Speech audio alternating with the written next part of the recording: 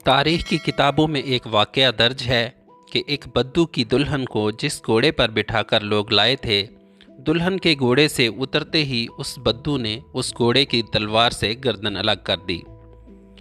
لوگوں نے اس سے ایسا کرنے کی وجہ پوچھی تو وہ کہنے لگا کہ میں یہ برداشت نہیں کر سکتا کہ میری بیوی کے اترنے کے فوراً بعد ہی کوئی اور اس کی پیٹھ پر بیٹھ جائے اور دلہن کی سواری کی وجہ سے تاحال گھوڑے کی پیٹھ گرم ہو اور کوئی غیر مرد اس حرارت کو محسوس کر لے۔ اسی طرح ایک اور واقعہ ہے کہ ایک عورت نے اپنے شوہر کے خلاف عدالت میں کیس دائر کیا کہ اس کے شوہر کے ذمے حق مہر کے 500 دینار ہیں۔ عدالت نے شوہر کو بلا کر پوچھا تو اس نے انکار کر دیا۔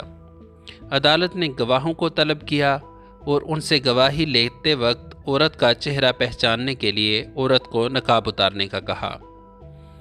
اس پر اس کا شوہر جلدی سے کھڑا ہو کر کہنے لگا کہ قاضی صاحب، میں تسلیم کرتا ہوں کہ مجھ پر میری بیوی کے 500 دینار لازم ہیں، بس آپ اس کا نقاب نہ اتروائیے۔ یہ سن کر بیوی کہنے لگی کہ قاضی صاحب، آپ اور تمام حاضرین گواہ رہیں کہ میں نے اپنا حق مہر ان کو معاف کر دیا۔ قاضی بیچارہ حیران و پریشان کہ یہ کیا ہو رہا ہے۔ خیر، ان میاں بیوی کے جانے کے بعد قاضی نے محرر سے کہا کہ اس کیس کی الگ فائل بناؤ اور اس کا نام لکھو مرد کی غیرت۔